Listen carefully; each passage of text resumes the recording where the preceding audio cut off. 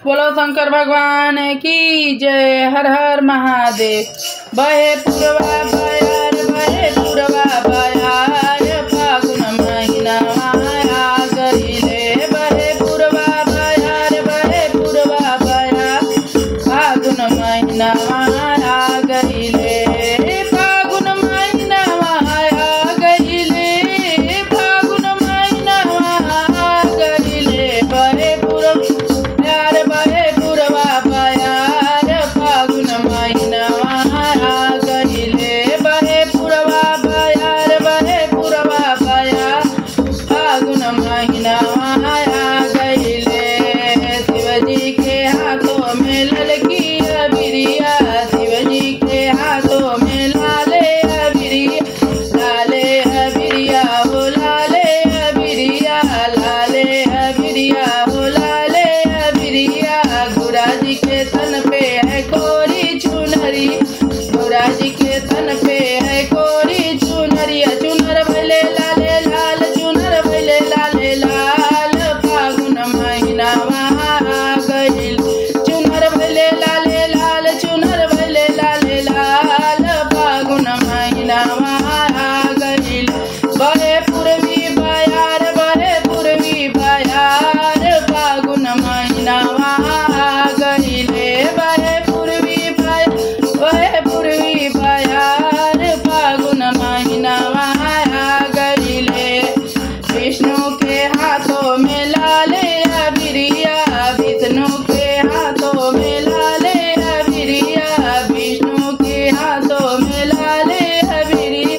लक्ष्मी के तन पे है कोरी चुनरिया, लक्ष्मी के तन पे है कोरी चुनर भले लाले लाल, चुनर भले लाले लाल, फागुन महीना आ गईले। चुनर भले लाले लाल, चुनर भले लाल, फागुन महीना आ गईले।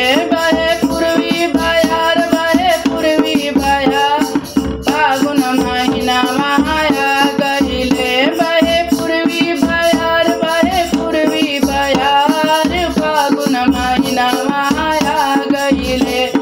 राम के हाथों में लाले अबिरवा, राम के हाथों में लाले अबिरवा, सीता के अंगों में कोरी चुनरी, सीता के अंगों पे कोरी चुनर। चुनर भले लाले लाल, चुनर भले लाले लाल, फागुन महीना आ गईल। चुनर भले लाले लाल, चुनर भले लाले लाल, फागुन महीना आ गईल। बहे पुरवी बयार, बहे पुरवी बयार, फागुन महीना आ गईले। बहे पुरवी बयार, बहे पुरवी बयार, फागुन महीना आ गईले। कृष्णा के हाथों में नीला अबिरवा, कृष्णा के हाथों में नीला अबिरवा, राधा के अंगों पे कोरी चुनरी, राधा के अंगों पे कोरी चुनर। चुनर भले लाले लाल, चुनर भले लाले लाल, फागुन महीना आ गई। चुनर भले लाले लाल, चुनर भले लाले लाल, फागुन महीना आ गई। बहे पुरवा बयार, बहे पुरवा बयार, फागुन महीना आ गईले। बहे पुरवा बयार, बहे पुरवा बयार, फागुन महीना आ गईले।